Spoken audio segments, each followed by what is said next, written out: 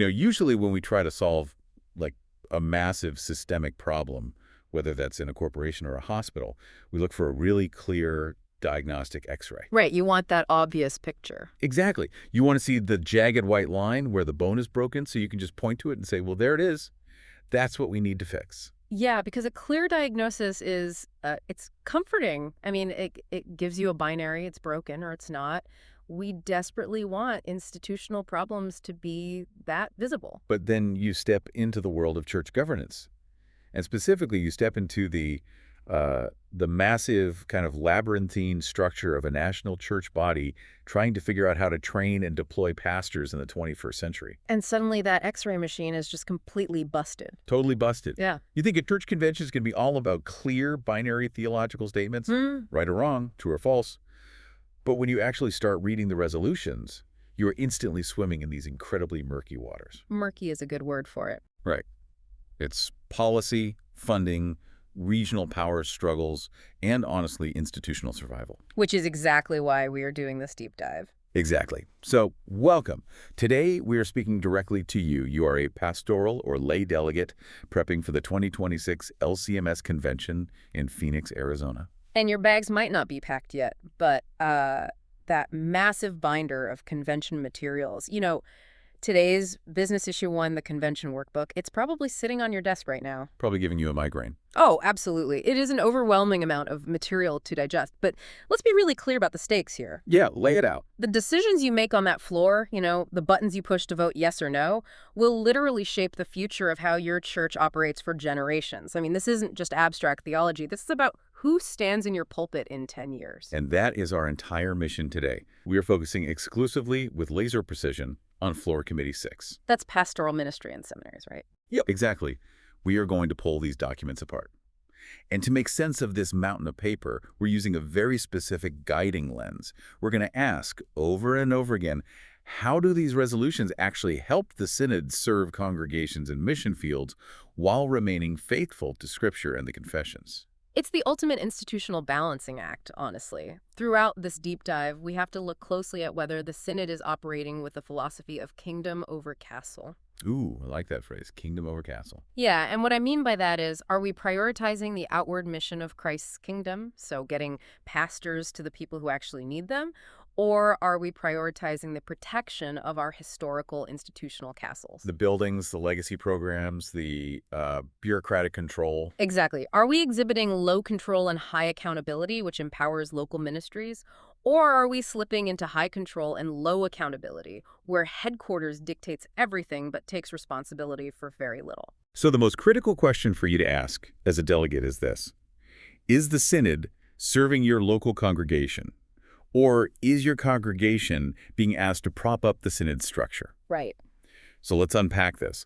We're going to look critically at the resolutions from Committee 6, separating the polished theological text from what it practically means for your local flock. Because reading the whereas clauses is one thing, but understanding how this hits the offering plate, that's another. And to do that effectively, we have to temporarily adopt a posture of intense skepticism. We're going to play devil's advocate a bit. We have to. Sometimes, to understand governance, you have to assume bad motives just to stress test the system. When you read these resolutions with a highly critical eye, you start to see the immense groaning tension between faithful pastoral formation and raw institutional boundary management. Boundary management, yeah. We must look closely at the flow of authority, like who is actually gaining power in these bylaws? What are the underlying structural incentives? Follow the money, follow the power. Always. If you follow the authority, you often find the true intent of a resolution, regardless of how beautifully the theological preamble is written. And the crucial theological task for you on the floor will be to clearly distinguish between the divine institution, the office of the holy ministry ordained by God, and the totally human arrangements we've created. The spreadsheets, the certification rules. Exactly. The human arrangements to manage training and supervision. I am so glad you made that distinction because it frames everything we are about to discuss. Before we can even begin to understand the really complex, heated debates that are going to erupt on the floor over, say, online seminaries, we have to look at the bedrock. Right, the foundations. How does Floor Committee 6 define the foundational curriculum and the goals of pastoral formation? We really have to start with the baseline of what a pastor is actually supposed to know and do. Right. I like to think of the seminary curriculum like a specialized toolkit. If you are building a house, you need the absolute non-negotiable basics. You need a hammer and nails. You can't build anything without them. That makes perfect sense. And that brings us to Resolution 601, to uphold a deep and broad study of Holy Scripture and Book of Concord in Synod seminaries.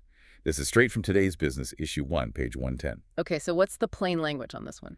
Well, I'm looking at this text, and in plain language, it just reaffirms that seminary curricula must prioritize deep engagement with the Bible and the Lutheran confessions.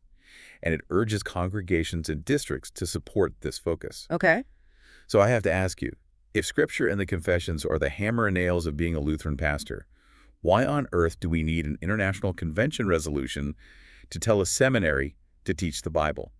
Aren't these just like empty platitudes taking up space on the docket? It's really tempting to see it that way, and honestly, many delegates will just skim right past 601. But that is exactly the right question to ask when you encounter a resolution that seems entirely obvious. Why is it here? Yeah, why bother? On its face, 601 claims there is a profound theological necessity to anchor pastoral formation in the Word. Is this supported by the historical documents of the Church? Yes, absolutely. It perfectly aligns with historical LCMS seminary priorities. But look closely at the unwritten assumptions beneath the text. What's the assumption? That they might stop teaching it. The assumption is that there is a constant, lingering institutional threat. It assumes a desperate need to defend this core curriculum against competing demands. Think about the pressure a modern seminary faces right now. Oh, I'm sure it's huge. The world is incredibly complex. Congregations are demanding that new pastors be expert trauma counselors, brilliant nonprofit business managers, savvy social media directors, and dynamic public speakers. Right, they want a CEO, a therapist, and a theologian all wrapped into one guy. Exactly. So there is immense pressure from the outside to water down the heavy classical theological disciplines. You know, the Greek, the Hebrew, the deep dive into the 16th century confessions. People want to make room for more psychology or sociology or church growth management courses in the Master of Divinity program. I see. So it's not that anyone is explicitly saying, let's throw out the Bible. It's that they are saying, hey, can we just do a little less Bible so we can teach them how to balance a spreadsheet or handle a psychiatric crisis? Exactly. And this resolution is a massive stake in the ground. It is the Synod saying no. The divine material that equips the office of the holy ministry is the Word of God and the pure confession of faith. Everything else is secondary. Wow. Okay. So to use our analytical lens, this is a largely inward-facing directive concerning the seminary curriculum, but it is explicitly designed for outward doctrinal fidelity. But does it actually change anything structurally? Like, does it move any money around? No, and that's the beauty of it. It exhibits a high level of trust in the seminaries to execute this mandate. It simply names the seminaries, congregations, and districts broadly. When we ask if this is service or boundary management, this is clearly a service to the church. It's ensuring the product, the pastor, is solid. Yes. It ensures that the men stepping into your pulpits are well formed in the gospel. It keeps a crystal clear distinction between the divine mandate of the office and the human arrangements of the classroom. It keeps the law and gospel focus pristine. And looking at the resolved clauses, it essentially just reaffirms this focus.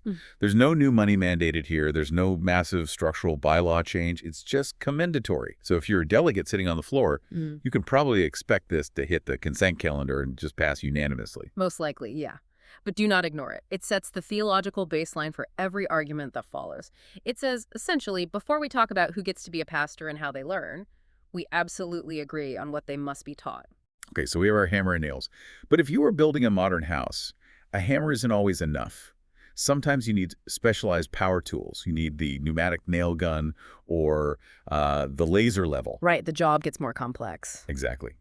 And that brings us to Resolution 602. To encourage seminaries' specialized witness and outreach training, found on pages 110 and 111. This is where the rubber meets the road of actual modern ministry. I'm looking at the plain language here, and it's urging our seminaries to equip future pastors with training for cross-cultural contexts, chaplaincy, and mission starts. And crucially, it asks you, the delegates representing the districts and congregations, to actually fund and support these efforts. And this is where we start to see the outward mission need explicitly loudly raised. The whereas clauses in 602 highlight a very real, very pressing concern. The changing demographics and wildly under-evangelized contexts require specialized outreach. I mean, the America of 1955 is gone. Long gone. You cannot just build a brick church in a suburb, open the doors, and expect the neighborhood to just walk in. And the text points out that this is supported by the Great Commission mandates. Christ says to go to all nations. Yes, but notice the underlying assumption here, because it's a massive admission from the institution. Okay, what are they admitting? It assumes that the standard traditional MDiv curriculum, the one we literally just fiercely defended in 601, might actually not fully prepare candidates for highly specialized, non-traditional contexts. It acknowledges a gap in the armor. Wow, that is a huge admission. They are saying, yes, you know your Greek and your confessions perfectly, but you have absolutely no idea how to plant a church in a first-generation immigrant neighborhood or how to minister in a secular hospital ward. Precisely. This resolution is highly outward and gospel-focused. It attempts to foster incredible collaboration between the seminaries, the districts, and the local mission fields. It explicitly names real entities: mission starts, cross-cultural contexts, chaplaincy. So it's very boots on the ground. Very. When we evaluate this through the lens of service versus boundary management, this is purely service to Christ's church and his mission. It focuses on the human arrangements, these specialized training programs, to deploy the office of the Holy Ministry more effectively to marginalized communities. So as a delegate, when you are looking at the resolved analysis for 602, pay attention to the money and the authority flow. The actions here encourage specialized training, but they also request funding support from the local levels. Right, it's pushing it down to the grassroots. Yeah, it's going to affect seminaries, mission fields, and church plants directly. From a structural standpoint, it empowers local mission fields. This isn't the Synod asking you to build up a massive centralized bureaucracy in St. Louis. It's the Synod asking your local district to fund a guy who is learning how to plant a church in an urban center in your own state. It is the definition of kingdom over castle. It's low control from the top, high accountability to the local mission. Okay, rounding out this foundational segment is Resolution 603. To give thanks for the office of the Holy Ministry and our Synod's pastors. Pages 111 to 112. It's a resolution of thanksgiving for the pastoral office and the men who fill it, encouraging congregations to support their pastors. Again, we have to look at the whereas clauses and ask, why state the obvious? Why do we need to vote to say thank you? Because things are grim on the ground. Exactly. It raises a critical pastoral care point. Pastors are operating under immense, crushing strain. Oh yeah, the burnout rate is terrifying right now. The underlying assumption, which anyone who talks to a pastor today knows is true, is that our workers are just tired. They are facing unprecedented cultural pushback, post-COVID congregational fractures, and severe burnout. They desperately need encouragement. So this is trying to stop the bleeding a bit. Yes. This resolution is very inward-looking, focused on the existing ministerium, aiming to strengthen that fragile bond of trust between flocks and their shepherds. And what stands out to me in the text is that it explicitly lists out the various pathways to ministry. It doesn't just broadly say pastors. It names the MDiv, the alternate route, the cross-cultural ministry center. That's the CMC, the specific ministry pastor program, the SMP, the Center for Hispanic Studies, and the Ethnic Immigrant Institute of Theology. And that is a vital theological distinction that delegates must grasp. Oh, so. By naming all of those acronyms, the resolution rightly distinguishes the divine institution of the office of the Holy Ministry from the vast, sometimes messy array of human pathways we've invented to fill it. Oh, I see. The office is one thing, the route you took to get there is another. Exactly. It applies gospel encouragement to all these workers, regardless of whether they spent 4 years on a campus in St. Louis or took distance classes while working a secular job in Houston. The resolved actions are simple, thank God, thank pastors, and it actually involves pausing the convention business to sing a hymn on the floor. So picture this. You're a delegate. The floor debate pauses. Thousands of people stand up, and you all sing, "To God the Holy Spirit let us pray." I mean, it will be a beautifully unifying emotional moment. It really will be. There is zero authority shift or structural mandate here. It's pure emotional and spiritual support for the workers. And here is the massive pivot. There we go. While giving thanks for all pathways to ministry is incredibly unifying when you are singing a hymn, the actual funding, regulation, and validation of those pathways is where the brutal political and theological battles of this convention are going to be fought. Singing a hymn is free. Running a seminary is not. Precisely. And that logic leads us directly into the first major battlefield of the convention, the battle over the Master of Divinity, specifically residential versus online formation. If you want to see the tension between congregational need and institutional preservation become acute, this is it. This is where the philosophy of kingdom versus castle is put to the ultimate test. Okay, let's unpack this.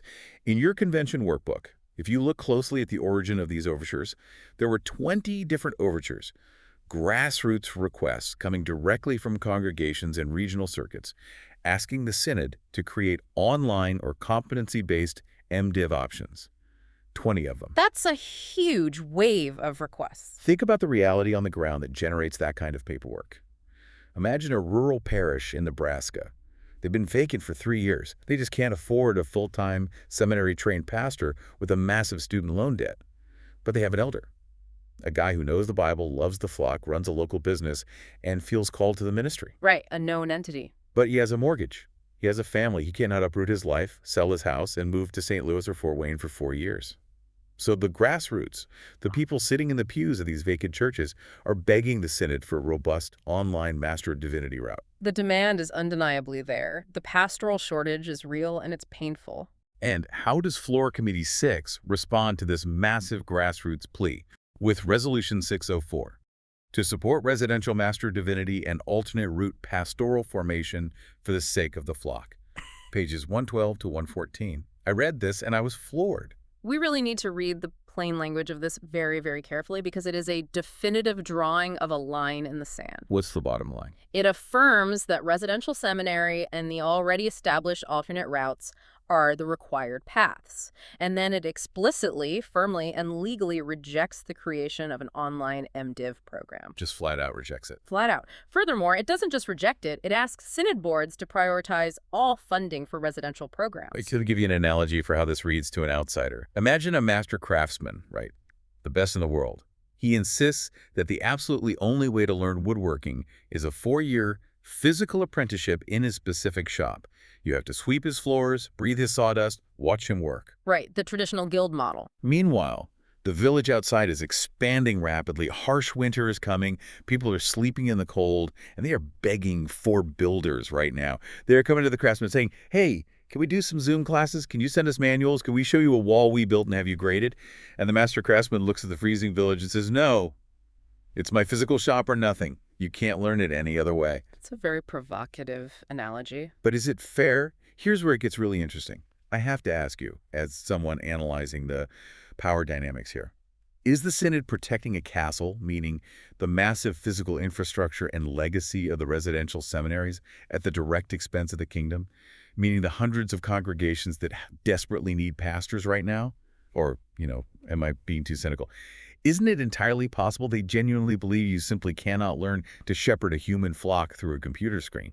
It's crucial that we hold both realities in tension. Yes, the theological faculty genuinely, deeply believes that pastoral formation requires physical proximity. Life-on-life formation. Exactly. They believe that learning to comfort the dying, preach the law, and administer the sacraments requires eating lunch with your professors, praying in the chapel together, and being formed in a physical community.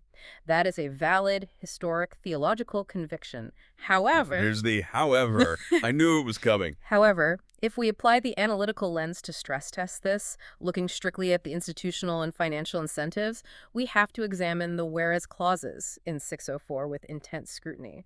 The resolution claims that residential formation is irreplaceable for the sake of the flock, but it also makes a very specific empirical claim. Oh, what claim? It argues that adding an online MDiv would not actually increase the total number of pastoral candidates in the Synod. Wait, how could they possibly know that? Is that supported by actual data? Well, the resolution cites previous convention actions from 2016, 2019, and 2023, and it points heavily to a specific report, R13.3. This report claims that when other non-LCMS seminaries added online MDivs, it didn't fundamentally boost their overall enrollment numbers. Instead, it just cannibalized their residential programs. Ah, so the students who would have moved to campus just stayed home and did it online. Right. But the assumptions baked into that argument are massive. Immense assumptions. First, it assumes that the demographics and dedication of LCMS candidates mirror the mainline Protestant or evangelical seminaries perfectly. Which is debatable. Second, it assumes that online education inherently, fundamentally lacks adequate formational, spiritual, and relational depth. It eventually argues that the Holy Spirit's work in forming a pastor is inextricably bound to geographic proximity to a specific faculty in Missouri or Indiana. And furthermore, it assumes that the current severe pastoral shortage, like that vacant Nebraska parish you mentioned, simply cannot be solved by changing delivery methods. It almost feels like they are saying the method is the theology. When you look at the inward versus outward focus, this is a highly inward institutional document. It frames the defense of the institution, the castle, as a necessary protection of the outward flock. It is saying we are closing the gates to protect you from bad pastors. But doesn't that show a profound lack of trust in the local church?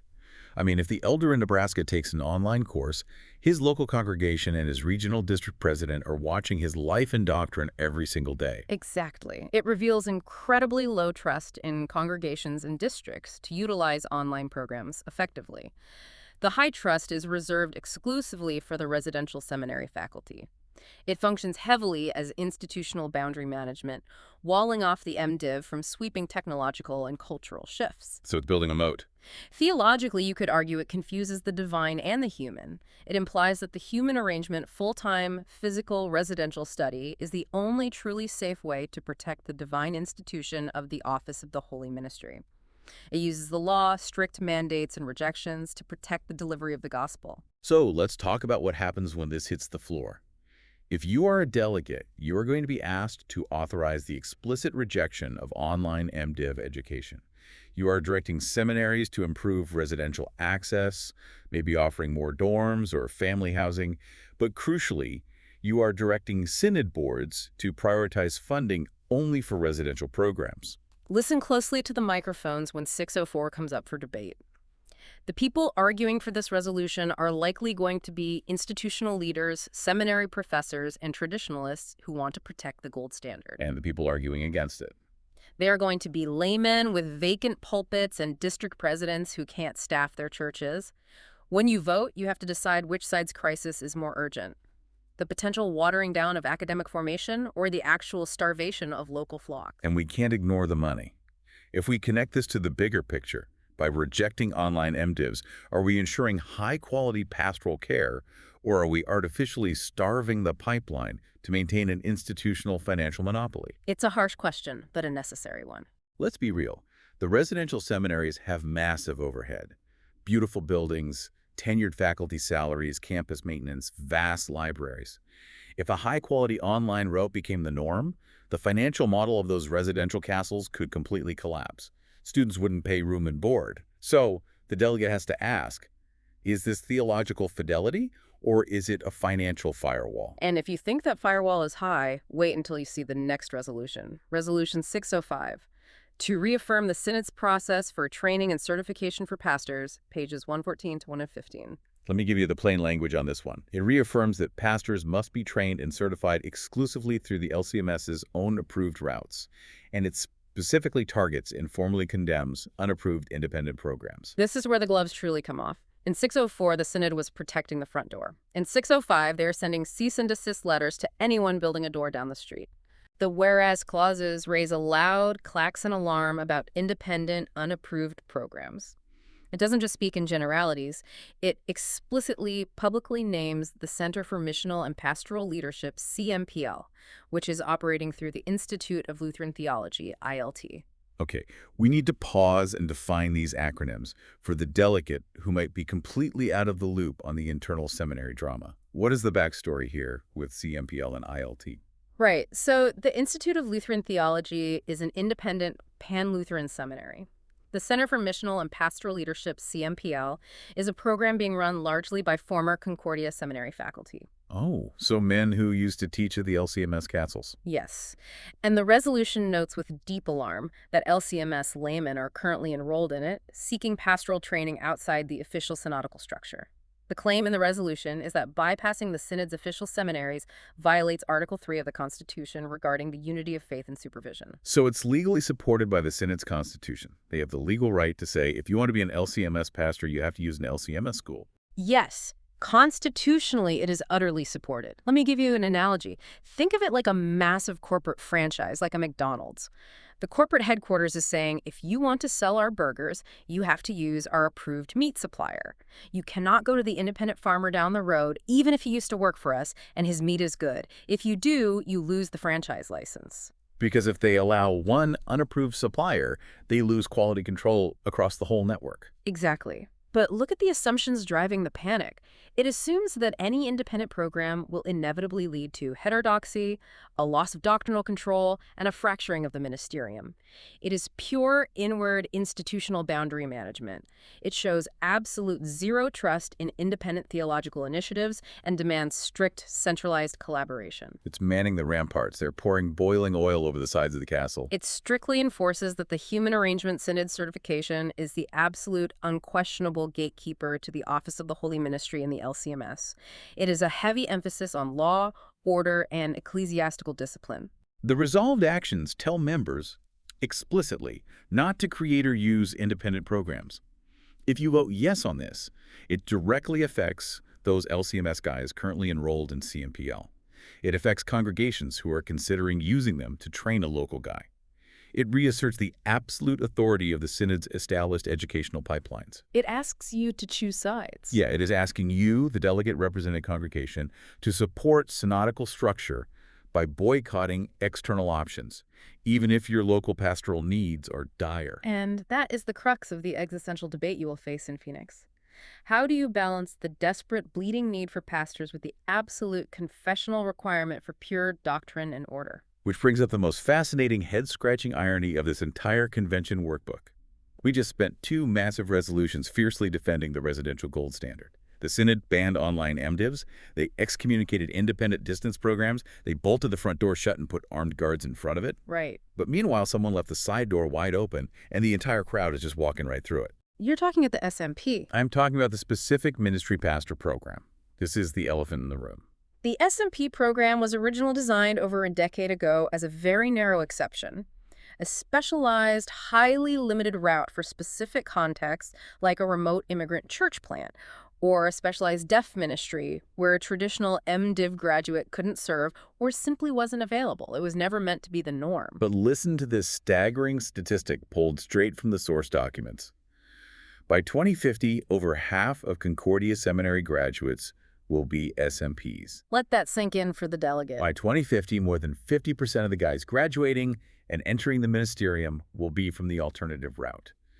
I look at this like a temporary pressure valve installed on a massive boiler. It was just supposed to let off a little steam in emergencies to keep the system from exploding. But now, that tiny emergency valve has become the main plumbing for the entire house. Which creates a massive theological and administrative headache for the Synod. So what does this all mean for the local church? If the residential MDiv is supposedly the preferred protected route, why are we looking at 4 different highly anxious resolutions in this packet just to manage the SMP route? Because the Synod is waking up to the reality that they are rapidly losing control of the narrative and the structure. Let's evaluate the inherent glaring contradictions here. The SMP is a non-residential alternative route. Wait, pause right there. It's non-residential. But we just banned online MDivs in 604 because you allegedly have to be residential to be properly formed. Exactly the contradiction. SMP is largely distance-based with occasional, brief, intensive seminars on campus. Furthermore, it lacks the rigorous Greek and Hebrew requirements of the MDiv, and it comprises only about 1/3 of the total academic coursework. But the Synod uses it everywhere. Yes, yet the Synod relies on it heavily. Resolutions 606 through 609 are a frantic, systemic attempt by the Synod to regain control, impose accountability, and put heavy guardrails on a program that is expanding purely out of grassroots necessity. Let's take these guardrails one by one because delegates are going to have to vote on all of them. Resolution 606. To support established parameters of specific ministry pastor program, pages 115 to 116. In plain language, it endorses the SMP program as it currently exists, but it heavily demands adherence to mentoring rules and calls for a formal, synod-wide evaluation of its effectiveness. The whereas clauses here are a masterclass in trying to put the genie back in the bottle. The text openly acknowledges that SMP fills urgent congregational needs. It literally keeps word and sacrament ministry alive in places that would otherwise starve to death. What? But it aggressively stresses that it is limited in scope and is not a substitute for general pastoral certification. I'm trying to figure out why they are so nervous. Is that a valid concern? Are churches really misusing it? Yes, from a structural standpoint, it is a highly valid concern. The assumption driving this resolution is that the program is drifting far beyond its intended narrow boundaries. District presidents and congregations are looking at their budgets and using the SMP as a cheap, fast, easy alternative to the full MDiv, rather than reserving it for genuine edge case scenarios. Oh, wow. Think about it. Why pay a guy with an MDiv a full salary and benefits when you can just ordain the local retired school teacher through the SMP program for a fraction of the cost? Wow. So it's an economic workaround. The local churches found a loophole. So this resolution is the Synod trying to balance outward mission. We need to fill these pulpits with inward institutional control. We need to make sure these guys are properly formed and not just a cheap labor force. Precisely. It reveals rapidly waning trust in how the districts are deploying these SMPs. It demands better collaboration with the Board for Pastoral Education. It's attempting to draw sharp, thick lines around a service-oriented program. And theologically. Theologically, it grapples directly with the tension we discuss. An SMP is fully ordained into the office of the holy ministry. He's fully a pastor. He can preach, baptize, and consecrate the elements. But the human arrangement dictates he has limited mobility and requires strict, ongoing supervision by another fully certified pastor. This resolution is a law-heavy approach to enforcing those human program parameters. So the resolved actions affirm the program, but they direct the BPE to audit it and report back to the next convention. If this passes, it affects current SMPs, district presidents, and vacant churches by signaling a massive tightening of centralized oversight. The Synod is trying to ensure its structure protects congregations from underformed pastors. Right, it's the stick. But then, right after bringing down the audit hammer, they take a carrot approach with the next one. Right. Resolution 607. To encourage and support specific ministry pastors to pursue general pastor certification, page 116. Right. This basically says, hey, SMPs, we love you, but please, please go back to school and become fully certified general pastors. It asks for flexible pathways and financial support to make that happen. The whereas analysis here raises a very logical, systemic point. Broadening an SMP's education benefits the whole church by increasing the pool of fully mobile pastors. Currently, an SMP is tied to a specific location or ministry type. If the church plant fails, he can't just take a call to a traditional church in another state. He's stuck. Yeah, he's stuck. If they get their general pastor certification, their GPC, they can take a call anywhere. This push is supported by the desperate pastoral shortage. The Synod needs mobile chess pieces. But the assumptions here seem totally detached from reality. They are fascinating assumptions. It assumes that a guy who is already working as a pastor, who is likely bivocational, running a church plant and raising a family, somehow has the time, the intellectual capacity, and the desire to go back for years of rigorous theological schooling to learn Greek and Hebrew. It's just not realistic for a lot of guys. And it subtly assumes that the limited nature of the SMP is a problem that needs to be solved, rather than a permanent, valid feature of the ministerium. I mean, it's very outward-facing, seeking to expand pastoral capacity. It asks for high collaboration to remove obstacles. It serves Christ's church by empowering workers. And it highlights a key distinction for delegates. Moving from SMP to GPC is purely a shift in human certification. It is not a reordination. Correct. The man is already a pastor. So this is just gospel-motivated encouragement. But let's be honest, it has no teeth. It's just an encouragement. No mandates, just asking entities to provide scholarships. It has no teeth at all. But the next two resolutions are all teeth. Oh, yeah. We get deep into the weeds of the rulebook now. Resolution 608. To amend bylaw 2.13.1 to clarify terminology for a specific ministry pastor mentorship and oversight. Pages 116 to 117. Let me translate this for the delegates staring at a wall of bylaw strike-throughs. In plain language, it changes the official Synod rulebook to clearly distinguish between the mentor who guides an SMP and the overseeing authority who formally supervises them. Okay, I'm going to ask you the question you asked me earlier. What is actually happening on the ground that requires an international church body to change its rulebook over the word mentor? Excellent question. My guess is that nobody actually knows who is in charge of these guys. Exactly. This is pure inward institutional housekeeping driven by chaos in the field. The whereas clauses point out that there is rampant confusion about who holds the leash of an SMP. Is it the friendly local pastor who meets with him for coffee once a month to talk about his sermons? Or is it the district president who holds ecclesiastical supervision? Right, who actually has the authority. The bylaw ambiguity is a documented issue, but the assumption, and it's a naive one, is that simply clarifying the vocabulary in a bylaw will somehow magically fix the actual behavioral lack of oversight happening on the ground. It clarifies the chain of command. It names mentors and overseeing authorities. It is pure boundary management.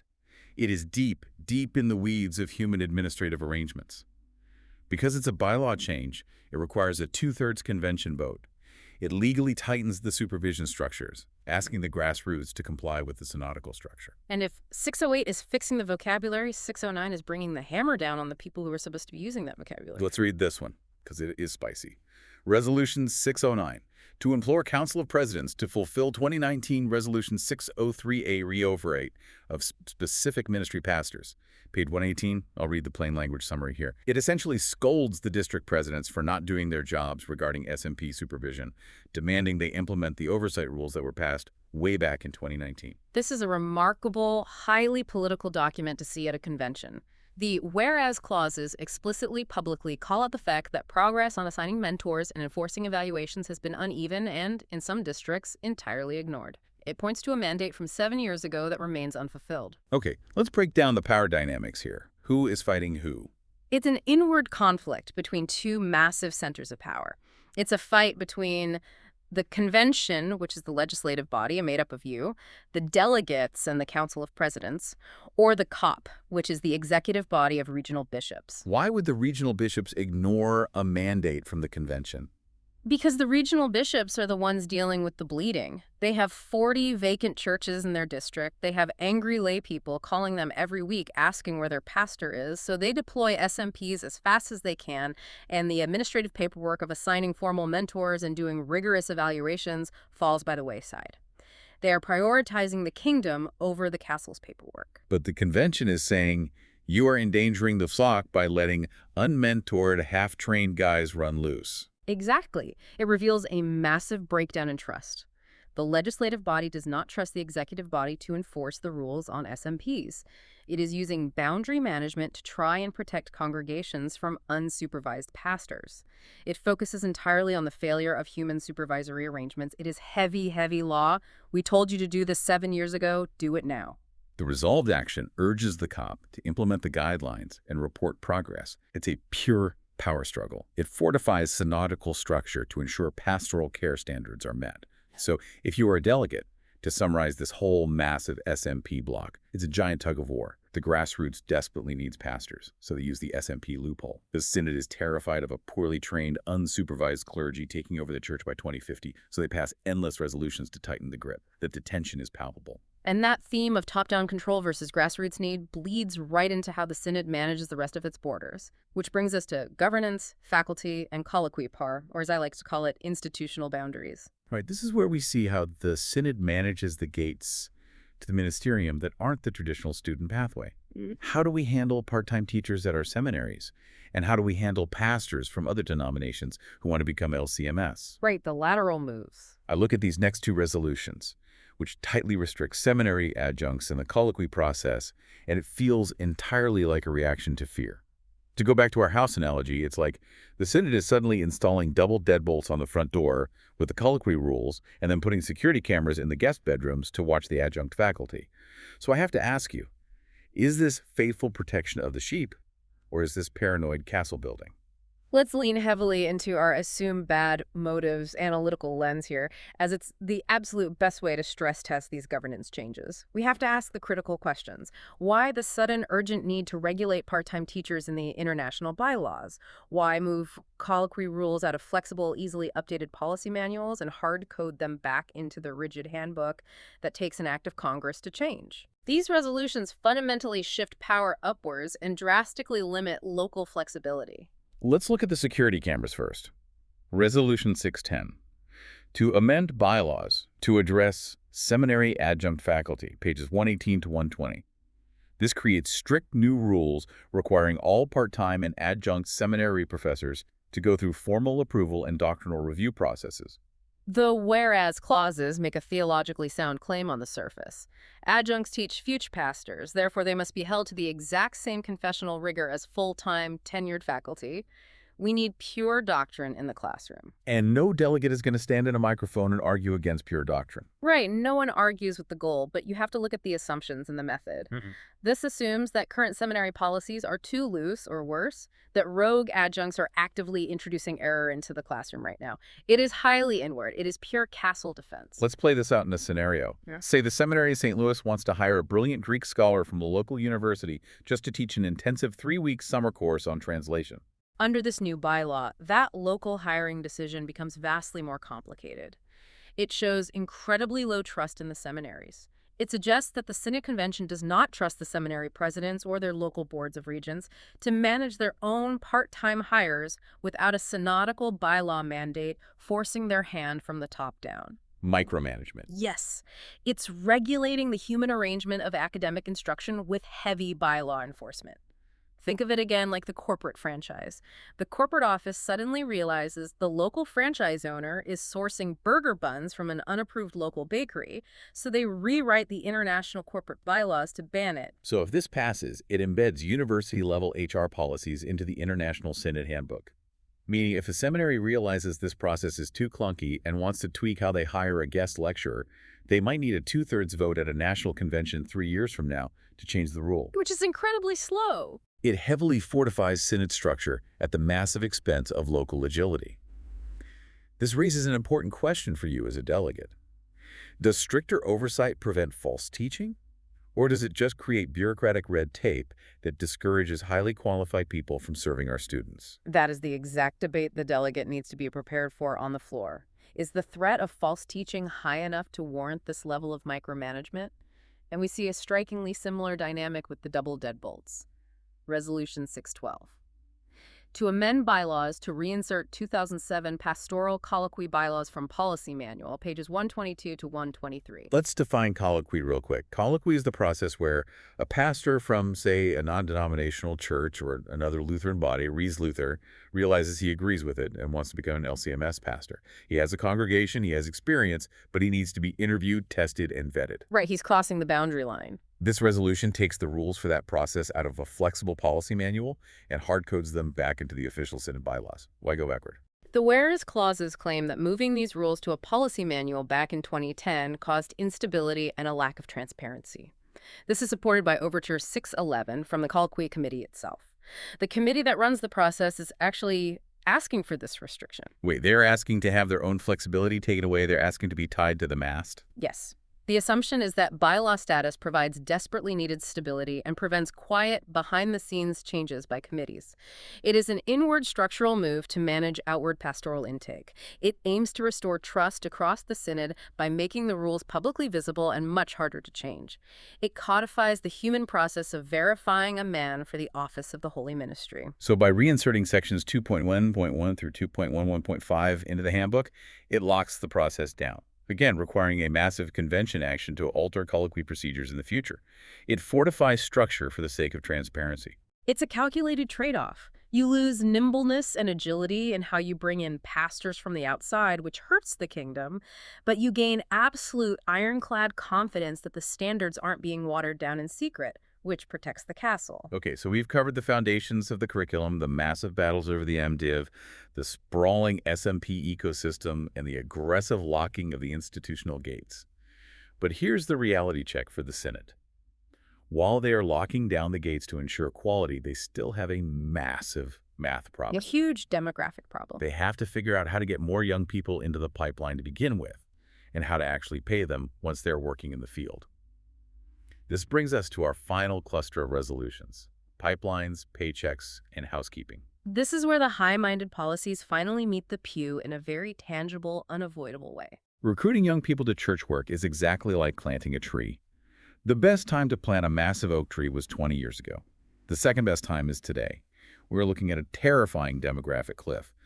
But once these young people go through the gauntlet, survive the colloquy, graduate the seminary, become pastors, and get placed, they actually have to feed their families. Yeah, they're monks. So are the final resolutions here mere suggestions, Or do they carry weight for the person sitting in the pew who's actually putting a check in the offering plate? Let's evaluate Resolution 611 to embed church work formation and recruitment in the culture of the LCMS, pages 120 to 122.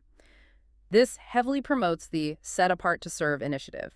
It asks every single congregation and school to actively, aggressively recruit youth for church work vocations. The whereas clauses address the severe looming shortage of pastors and church workers. It is supported by undeniable, bleak demographic data across the Synod. The baby boomers are retiring, and the replacements just aren't there. But the assumption is that this shortage can be mitigated by changing local church culture to prioritize recruitment. This is highly outward-looking. It is kingdom-focused, looking to future generations. Unlike the restrictive governance resolutions we just discussed, this one is highly collaborative. It pushes responsibility down to parents, pastors, and teachers. It names real entities. The Set Apart to Serve program, youth, schools, congregations. That's all about the grassroots again. Yes. It is true service to Christ's church. It fosters the human identification of young men who may later be called by God to the office of the holy ministry. It's gospel-motivated vocational calling. The resolved actions commend the initiative, encourage local recruitment plans, and direct boards to provide resources. It asks synodical boards to fund and support grassroots efforts. If you want an example of the Synod serving the congregations by providing the tools to build the future workforce, rather than congregations serving the Synod, this is it. But then we get to the other side of the coin. Getting them into the pulpit is one thing. Keeping them there is another. Resolution 613. To assert that the Lord has ordained that those who preach the gospel should make their living from the gospel. Pages 124 to 125. The Paycheck Resolution. Plain language. It reminds congregations of their biblical duty to pay their pastors a living wage and provide adequate benefits. The whereas clauses raise a very quiet, often painful, hidden crisis in the church. Severe pastoral financial strain, the massive pressure to become bivocational just to survive, and grossly inadequate compensation. This is strongly supported by 1 Corinthians 9 and Luther's Small Catechism. Let's humanize this. Think about the guy with 3 kids, serving a dual parish in a farming community, working a second job at Home Depot, or driving an Uber just to afford basic health insurance for his family. That's who this resolution is actually about. But the assumptions here are pointed, aren't they? They are very pointed. It assumes that some congregations are failing in their stewardship, or perhaps even intentionally underpaying their workers out of a false sense of piety, poor budgeting, or a belief that pastors are supposed to suffer financially. Which is an awful mindset. It is outward focused on the material well-being of the worker. It calls for honest, difficult, transparent collaboration between lay leaders and pastors regarding money. It explicitly names congregations, pastors, and small parishes. And looking at our guiding lens, this is pastoral care for the pastor. It's protecting the flock by ensuring the shepherd isn't starving to death. It beautifully connects the divine institution of the ministry to the earthly, brass tacks reality of financial support. It's a firm application of the law, pay your workers, rooted in the gospel freedom of stewardship. The resolved actions urge adequate compensation. They encourage the use of financial wellness resources. And, very practically, they suggest that for very small congregations that simply cannot afford a full-time guy, they should consider cathedral models or circuit riders, meaning sharing a highly trained pastor across multiple locations supported by local lay leaders. Which is an amazing, honest acknowledgement of reality. Now, as a delegate, know that this is an encouragement only. The Synod cannot forcefully dictate a local congregation's budget, but it is highly supportive of local word and sacrament ministry by trying to keep the guy in the pulpit fed. Finally, we have Resolution 614, to respectfully decline overtures, page 125. This is pure administrative housekeeping. The committee is officially rejecting a handful of specific proposals that they deemed unnecessary or poorly conceived. It assumes the committee's judgment is sound regarding things like overtures on seminary professor turnover, publishing enrollment numbers, creating a male diaconate, or lay service. It's inward administrative clearing, saving convention time so you aren't debating dead-end proposals. Just sweeping the floor before the lights go out. Yeah. So we've gone through the entire stack for Committee 6. We've looked at the foundational curriculum, the rejection of the online MDiv, the sprawling reality of the SMP, the locking down of adjuncts and colloquy, and the plea to pay the workers. Let's pull this all together. What is the synthesizing thought for the delegate heading to Phoenix? From 601 to 614, what is the grand narrative they need to hold in their head? The overarching theme of Floor Committee 6 is a church body caught in a massive existential tension. On one side, the LCMS is desperately trying to defend the castle of its historic, high-standard residential seminaries. They are bolting the doors against online education, they are excommunicating independent programs, and they are writing strict bylaws for adjuncts. But on the other side, they are trying to serve the kingdom of rapidly expanding mission fields and vacant pulpits. They want the best of both worlds. Exactly. They want high academic standards, but they also want every dying church to have a pastor. And right now, in these documents, those two desires are violently colliding. And that leads to the final provocative thought for you to mull over on your flight to Phoenix. The Synod has firmly shut the door on the online MDiv, declaring loudly in these resolutions that residential formation is the only faithful way forward. But with over half of future graduates projected to come from the non-residential SMP program, has the Synod actually drawn a line in the sand, or have they just rerouted the river? That's the billion-dollar question. If the SMP route is the undeniable reality of the future, are we putting our massive funding and our best theological minds into making it as robust as possible, or are we just treating it like an unwanted stepchild while the residential castles slowly empty out? That is the single question that will define pastoral formation in the LCMS for the next 50 years. Take these questions to the floor in Phoenix.